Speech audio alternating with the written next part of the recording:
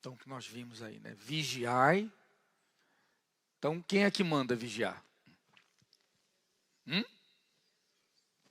Quer dizer que se eu não vigiar, Jesus volta e eu fico. Cadê a graça? Então, a gente já falou aí, algumas quartas atrás, quando o diabo distorce a graça, né? Nós estamos na época da graça, na era da graça. Que não quer dizer que eu não preciso fazer nada. Que eu estou salvo e acabou. Aceitei Jesus, eu estou salvo. É mentira. Então você vê que é uma distorção. Porque se fosse, então, para que eu vou vigiar? Eu já estou salvo. Sim ou não? É ou não é? Se eu estou salvo, eu preciso ficar vigiando? Se Jesus vai chegar agora, amanhã, de noite, madrugada, na outra semana, não vai fazer diferença. Porque eu já estou salvo. Então você vê que o diabo, ele, assim como na tentação no deserto, ele usou a palavra de Deus. Em uma das tentações ele falou para Jesus, está escrito, e citou um versículo bíblico. O diabo citou o versículo bíblico para o Senhor Jesus, para tentar pegá-lo. Então ele usa a palavra para enganar as pessoas.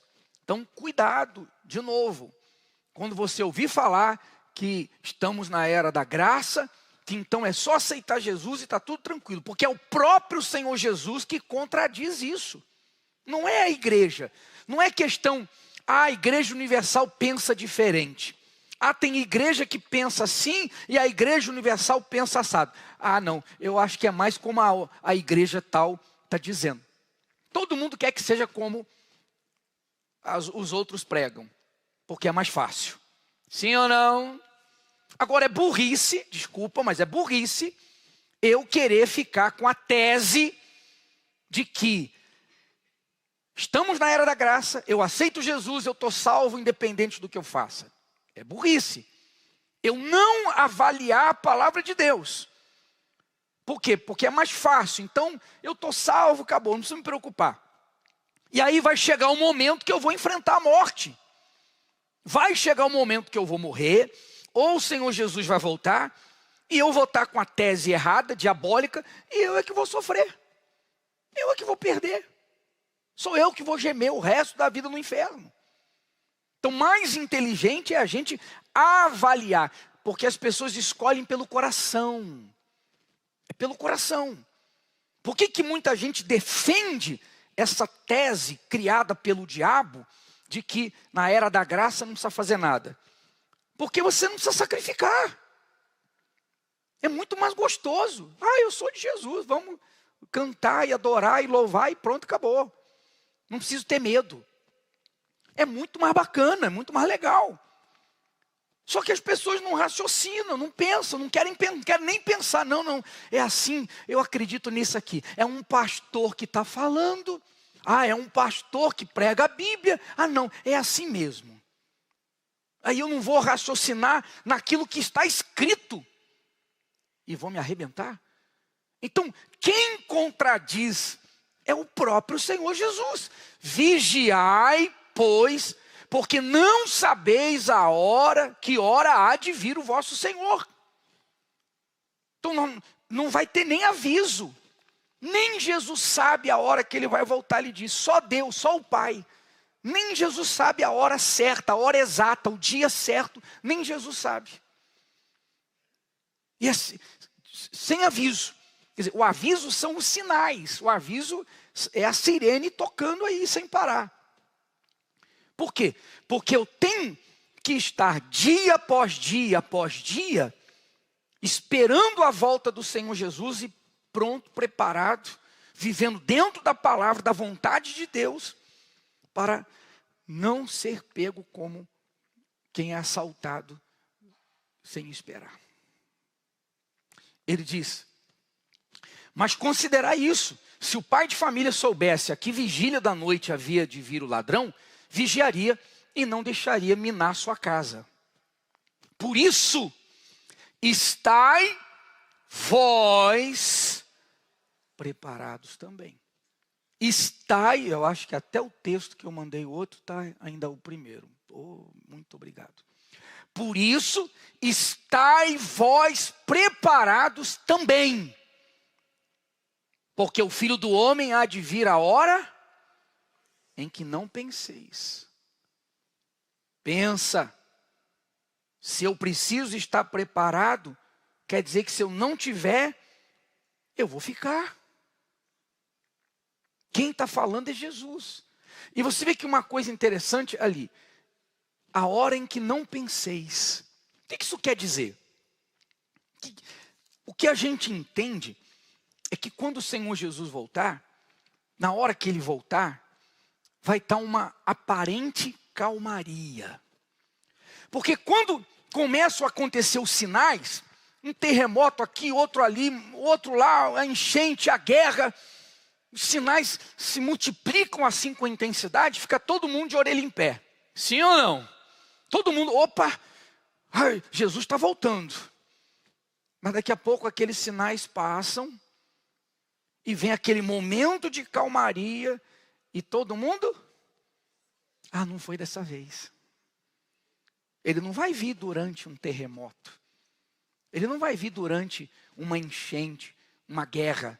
Tanto que ele falou, vocês vão ouvir falar de guerras e rumores de guerras. A guerra está acontecendo e já tem um rumor de outra. Então está acontecendo uma guerra e já tem um rumor de outra guerra se preparando. Tanto todas as vezes começa uma guerra mais intensa, como que envolve Rússia, Ucrânia, agora Israel, já se pensa na Terceira Guerra Mundial. Porque aí um país vai socorrer o outro, aí o outro aliado do outro e começa um confronto. Israel está lá em guerra e já está ouvindo falar que Irã vai entrar na guerra. Quer dizer, tudo isso nós estamos vivendo, mas não vai ser nesse momento que ele vai voltar. Ainda não é o fim. Ouvireis falar de guerras e rumores de guerra, mas fique calmo, que ainda não é o fim. Está compreendendo? Então, vai ser um momento que sinais aconteceram, como estão acontecendo, e vai estar um momento de aparente calmaria, porque é quando a pessoa relaxa, o relaxado relaxa. O que está preocupado só em não ir para o inferno, o que está preocupado só em não perder, passou o olho do furacão, aí ele, não foi dessa vez, aí ele fica mais tranquilo, porque ele já é relaxado espiritualmente. Então, só um susto, só um sinal mais aparente, que ele, pensa. Mas quando passa aquilo, ele relaxa, porque já é relaxado, já está relaxado espiritualmente, com a sua vida, sua comunhão com Deus. E ele está dizendo, a hora que não penseis, porque todo mundo pensa na volta de Jesus durante o quê? Durante os sinais. Começam as guerras, a pessoa já pensa na volta de Jesus. Acontecem essas catástrofes, pensa na volta de Jesus. Virá a hora em que não penseis. Então o diabo trabalha sempre, não foi dessa vez. E até começar a duvidar se vai ser ou não. Se vai acontecer mesmo ou não. E a pessoa relaxa na sua vida espiritual. Então, nós temos que estar constantemente vigiando a nossa vida, a nossa comunhão com Deus, as nossas reações, a nós mesmos. Constantemente. Porque nós estamos para ganhar, para tomar posse da coisa mais preciosa do mundo, a eternidade com Deus. Aprendei, pois, essa parábola da figueira. A figueira representa quem? Israel. Quando já os seus ramos se tornam tenros e brotam folhas, sabeis que está próximo o verão. Então Jesus está fazendo referência à sua volta. Olhar para Israel. Então você vê que Israel, os judeus estavam espalhados pelo mundo. 6 milhões de judeus foram mortos. Estavam espalhados pelo mundo os que não morreram. Não tinham terra. A terra deles estava ocupada. Tal qual na época de Moisés. Não tinha como eles voltar e reivindicar, porque estava ocupada. E em 48, aconteceu o impensável, o improvável, e Israel foi restabelecido. E tão logo eles declararam Israel como uma nação, você vê que os países árabes se juntaram e vieram declarar guerra a Israel. Vários exércitos. Israel tinha algumas centenas de homens, não tinha armamento, não se igualava a eles. E conseguiu derrotar a todos e prevalecer. E hoje, hoje a figueira está assim. Porque Israel está entre os maiores do mundo em inteligência militar, em equipamentos de eletrônica, medicina. Em tudo que você possa imaginar, Israel hoje está entre os primeiros do mundo. O turismo é a quarta ou quinta fonte de Israel. Está lá embaixo. Israel sobrevive sem turismo, porque é uma potência em várias áreas. 1/3, 2/3 dos que ganharam o prêmio Nobel são judeus. Então, a figueira está aí, com folhas, está aí maravilhosa. Um sinal da volta de Jesus. Escrito há 2000 anos atrás. Mas enfim, igualmente quando virdes todas essas coisas, que coisas? Em cima, nós estamos no versículo 33. Lá em cima, o Senhor Jesus está falando essas coisas, os sinais da sua volta, os grandes terremotos, sinais no céu, na terra, no mar. Então ele fala dos vários sinais, que nós já lemos aqui alguns, nós estamos vendo hoje com os nossos olhos. Então ele fala, quando virdes todas essas coisas, e também Israel florescendo, sabei que ele está próximo às portas. Então, quem está próximo? Você está pronto? Eu estou pronto? Ele está às portas. Você viu ali no vídeo a criança lá brincando lá na chuva e o raio. E fala que a volta do Senhor Jesus será assim como um raio que corta o céu num piscar de olhos. Se você estiver olhando para o céu e um raio cair na tua cabeça, ou vir em tua direção, você tem tempo de pular? Mas se você for um atleta, você está olhando e o raio vem sobre você, você consegue pular? Dar uma cambalhota, um salto, você consegue? Não dá tempo. Você pode ver, mas não dá tempo. Porque quando você vê, ele já está em você. Assim vai ser a volta de Jesus, está escrito. E é agora, na nossa geração. Por isso que a gente tem que estar sempre pronto, preparado, para não viver com medo. Porque a intenção do Senhor Jesus não é colocar medo. Porque o medo, quem que vai resolver ficar com medo? Resolve ficar com medo? Não vai resolver nada.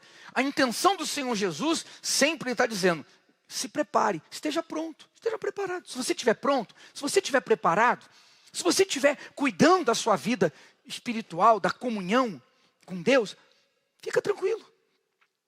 Quando você, terremoto, isso, se alegre. Se alegre. Porque está chegando a hora de você partir.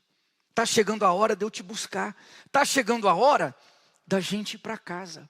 Amém, gente?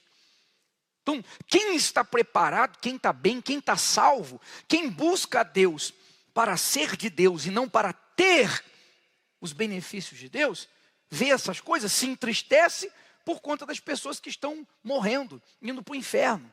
Se entristece por aqueles que não estão nem aí e vão para o inferno.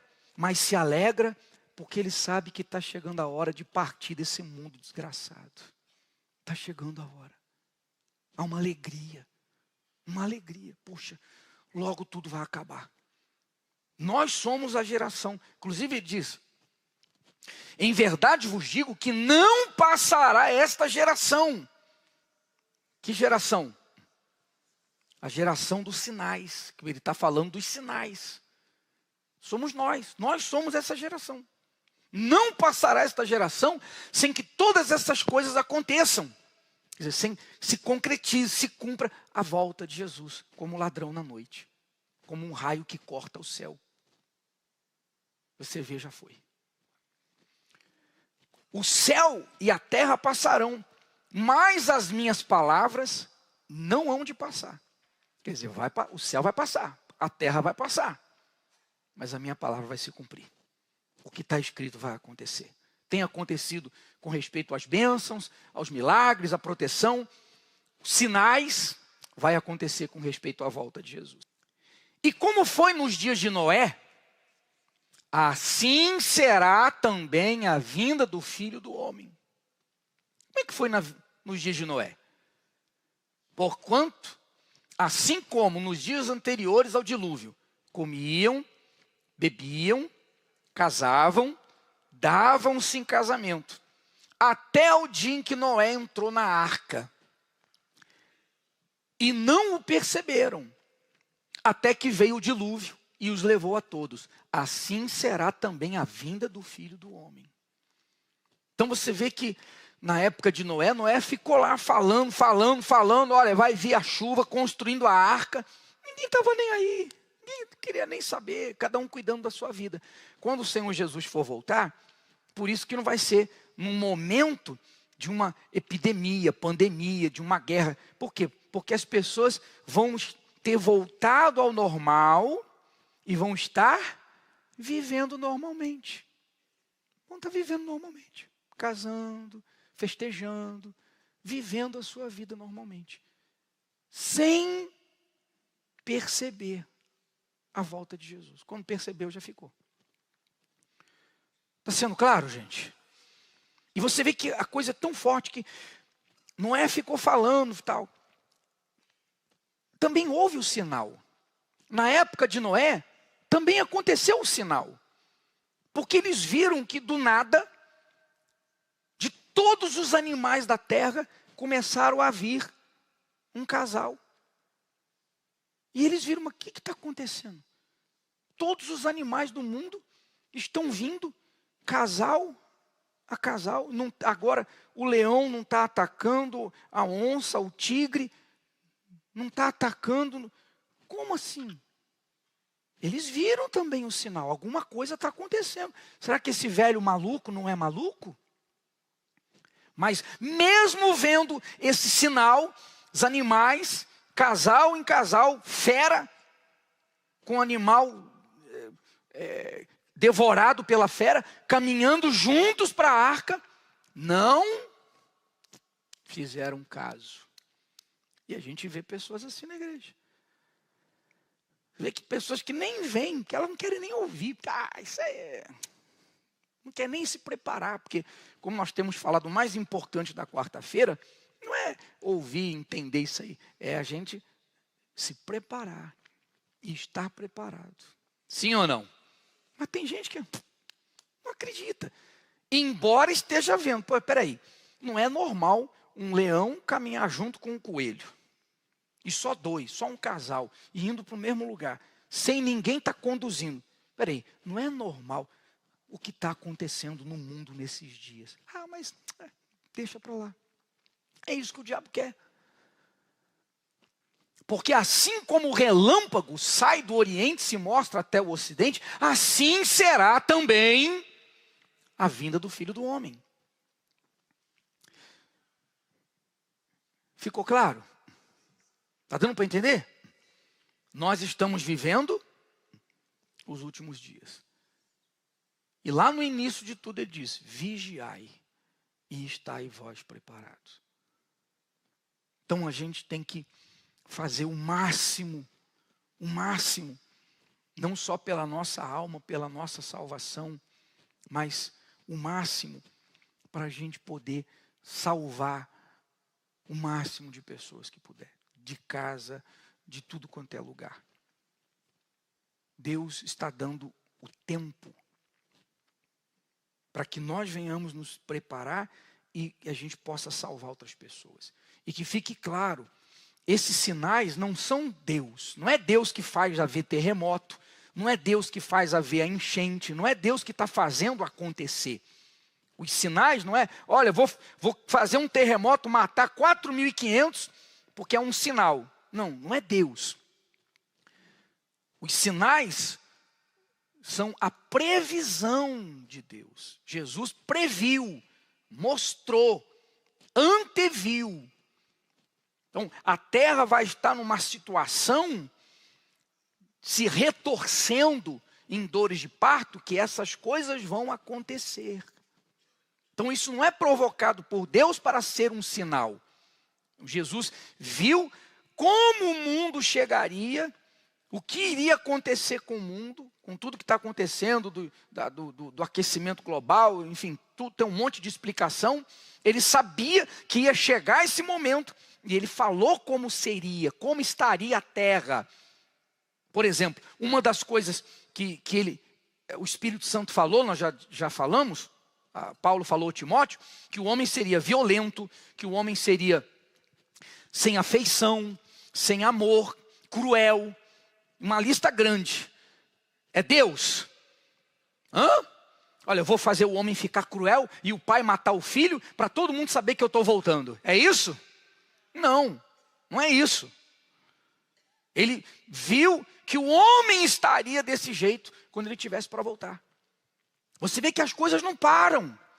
Essa semana, uma menina de 11 anos estava na casa dos avós lá em Minas, mexendo muito no telefone, e os avós falaram, não, minha filha, tem que ter limite.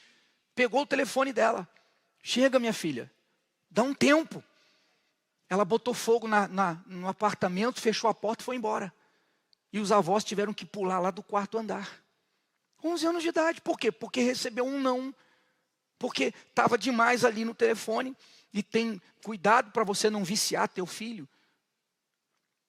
Não viciar teu filho para ficar quietinho. Bota ali uma tela diante dele que já foi comprovado cientificamente que vai ficar cego, vai prejudicar os olhos, emburrece, porque o cérebro diminui. Isso é comprovado. Ele vai ficar mais burrinho, desculpa aí, mas vai ficar mais burrinho, vai ter problema nos olhos e vai ficar viciado. E vai entrar na internet, que é o mundo do inferno. Cuidado, porque você pensa que está ganhando porque teu filho está quietinho com a modernidade e você está criando um problema que você não tem noção. Cuidado. O diabo usa tudo que pode. Então você vê aí essa criança tão viciada que só porque os avós dão um tempo no telefone, botou fogo em casa. 11 anos. Então Jesus, o Espírito Santo mostrou, então não é Deus que está fazendo o homem ficar dessa forma. Ele disse que o homem estaria assim quando ele voltasse. Tudo está acontecendo, tudo está se cumprindo. Nós estamos vivendo a volta de Jesus. E isso é um assunto constante nos últimos tempos, porque não temos tempo a perder.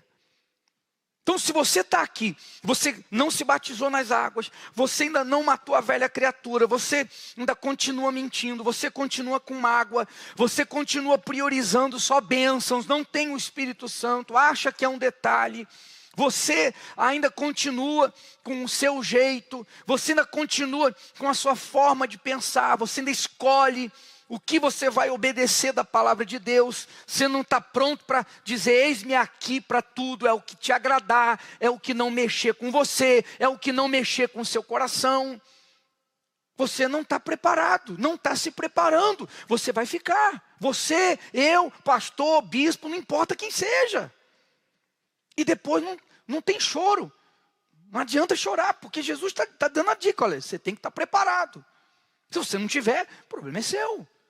Eu estou te mostrando os sinais, eu estou dizendo como você se prepara, eu estou pedindo para você estar preparado, porque depois não tem jeito. Quando Deus fechou a arca e o povo, imagina, você acha que o povo chorou? Sim ou não? Implorou, Noé, abre a arca para a gente, sim ou não? Mas daí já tinha passado a hora, passou, acabou. Buscar enquanto se pode. Tem muita gente que fica contando com a misericórdia de Deus. Eu só posso contar com a misericórdia de Deus enquanto eu for sincero. E quando eu sou sincero, Então eu dou ouvidos ao que Deus fala, eu reconheço, eu olho para mim, eu avalio e eu faço o que tem que ser feito. Agora, se eu não sou sincero, eu ouço, deixa para lá, não é bem assim, quero me enganar, aí não tem misericórdia. Aí não tem jeito. Cuidado com o que você ouve aí fora. Cuidado, porque é o diabo usando os próprios evangélicos para querer implantar o engano, a graça distorcida, e os incrédulos para dizer que isso é conversa fiada. Embora esteja tudo na Bíblia.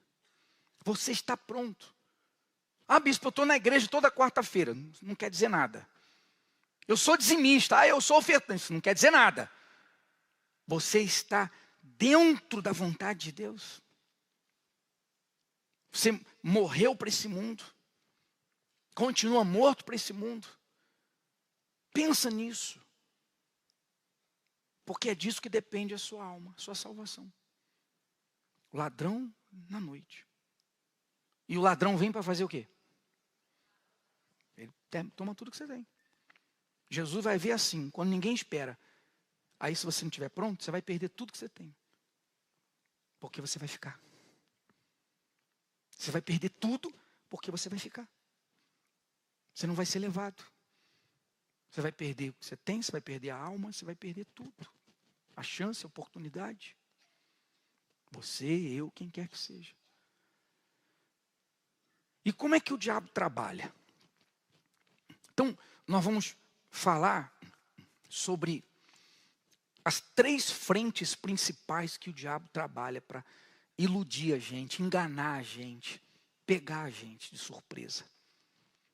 Foram as 3 tentações de Jesus no deserto. Vamos falar de uma hoje. A primeira. Chegando-se a ele o tentador, disse: se tu és o filho de Deus. Então o diabo trabalha sempre com o quê? Com o quê? Dúvida. Se tu és o filho. O diabo sabia que ele era o filho de Deus? Claro que sabia. Se tu és o filho de Deus. Então ele trouxe uma dúvida. Quis plantar uma dúvida. Por quê? Jesus estava ali 40 dias e noites sem comer, extremamente fraco fisicamente, faminto, no deserto. Então o diabo veio num momento de fraqueza humana, do corpo, você não pensa direito, você não raciocina direito. Num deserto, um calor escaldante, sem comer, 40 dias. Então você tem que ter muita atenção, você não raciocina direito. E o diabo vem então para querer naquele momento plantar uma dúvida. Quando é que você não raciocina direito? Quando é que a gente não raciocina direito? Quando a gente está passando por uma situação difícil, está passando por um problema, está passando uma guerra, está passando um deserto, uma situação complicada, e o coração começa a gritar. E aí a gente dá vazão ao coração, começa sentimento gerar sentimento, medo, dúvida, ansiedade, e um monte de sentimentos e dúvidas. E nessa hora o diabo ataca, para trazer dúvidas com respeito a Deus, com respeito a você, com respeito à sua fé. Então, o primeiro ataque do diabo representa logo quando nós chegamos na igreja. Porque todos nós chegamos à igreja com problemas. Sim ou não? Todos nós. A semelhança de Jesus no deserto ali, com aquela necessidade. A primeira tentação de Jesus foi durante a necessidade. Ele estava necessitando ali se alimentar. Não estava no limite. Então quando a gente chega na igreja, logo no início, a primeira tentação, ou depois que você vence, recebe o Espírito Santo, muda tudo. Surge um outro problema, surge uma situação, uma guerra. Ele vai logo querer trazer uma dúvida. Por exemplo, você vê, quantos pastores já deram testemunho? Que ficaram doentes, doença grave, risco de vida, teve que ser internado, uma série de coisas. E muitos deles diziam, veio aquele pensamento, poxa, mas você não é de Deus? Poxa, meu Deus, mas eu vivo para ajudar as pessoas, há tantos anos eu faço a obra, já ajudei, já orei. Por que eu estou doente? Por que eu fiquei doente? Por que eu estou nessa situação? Quem plantou essa dúvida? E só quando eles venceram essa dúvida, não, o que eu fiz, o que eu faço, eu deixo de fazer, isso é outra coisa. Meu corpo é físico, é humano, ficou doente. Então eu vou pôr em prática o que eu sempre ensinei e eu vou resolver o problema. Mas o diabo quis plantar uma dúvida. O diabo quis colocar uma dúvida. Com respeito até a Deus ou ao chamado. Poxa, Deus está sendo injusto com você? Porque você está tantos anos servindo a Deus e agora vem essa doença? Quer dizer, Deus é injusto? Oh meu Deus, está dando para entender? Então ele vai aproveitar guerras, problemas, lutas, situações para trazer dúvida. É a necessidade, é o momento da necessidade. E aí ele disse, se tu és filho de Deus, manda que essas pedras se tornem em pães. Era tudo que ele precisava. Ele, porém, respondendo disse, está escrito, nem só de pão viverá o homem, mas de toda a palavra que sai da boca de Deus. Toda palavra. Quer dizer, Jesus poderia usar o poder dele e transformar as pedras em pães? Poderia, mas a sugestão veio de quem? Do diabo. E Jesus foi levado ao deserto por quem? Então quem é que tinha que tirá-lo do deserto? É isso aí. Então, Deus às vezes vê o problema vindo, Ele permite, Ele fica olhando, observando. Se eu quiser sair do deserto, dando uma forcinha, uma ajudinha, não é? Aí vem a corrupção, vem a mentira, vem os esquemas, é a mãe que quer ficar controlando o filho, o telefone, ligando, quer dar uma ajudinha. Aí, Deus então, tá bom, resolva aí o seu problema. Mas se eu entender, bom, Deus permitiu chegar aqui e eu sei que Ele está provando a minha fé, então eu vou provar que eu confio. Então Deus vai me tirar daquela situação. Ficou claro? Então muita gente cai nessa tentação. Porque ou fica em dúvida, ou ela não confia o suficiente e ela quer dar uma forcinha, quer dar uma ajudinha, e aí ela faz o que o diabo sugere. Aquela mulher que acha que está ficando velha, e aí não vai casar, e o diabo apresenta alguém, ela não quer saber de sinal, ela não quer ver se é de Deus, se não é, ela, não, vou aproveitar a chance. Coisas dessa natureza. E aí a pessoa cai em tentação. O diabo estava fazendo o quê? Tentando Jesus. Tentando fazer Jesus deixar a confiança na palavra em Deus. E fazer o que ele tinha nas mãos para fazer, para matar a fome. Então, cuidado. Então, um dos ataques do diabo para nos tentar é na hora da necessidade. É na hora do problema. É na hora da dificuldade. É quando você tem que provar para Deus, eu confio no Senhor e acabou. Daniel, Sadraque, Mesaque, Abednego, entra na cova dos leões, entra na fornalha. Eu vou, porque eu confio em Deus. Então nós somos tentados.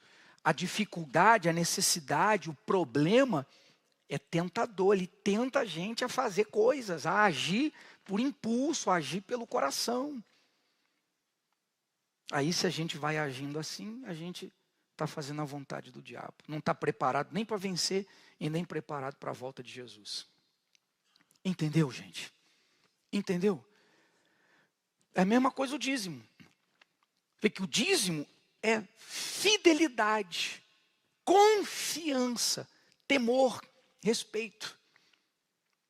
E quantas vezes o diabo tenta a pessoa a tocar naquilo que não é dela, tocar naquilo que é de Deus, tocar no sagrado, porque, não, Deus sabe. Não, se eu usar, Deus sabe, se eu usar o dízimo, eu vou remediar, ou eu vou ajudar alguma coisa, ela quer dar o diabo tenta ela dar uma ajudinha, e ela deixa de confiar em Deus. Mas quando ela confia, então o que é de Deus é de Deus. Jesus não tocou no poder, porque ele não podia usar o poder de Deus em benefício próprio. Ele tinha que passar aqui na terra como homem, não como Deus.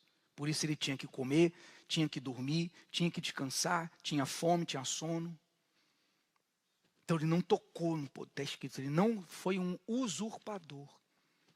E às vezes o diabo faz a pessoa usurpar, tomar o que é de Deus. Toca no dízimo. Ah não, porque eu estou passando uma situação difícil. Mas tocar no que é de Deus vai resolver?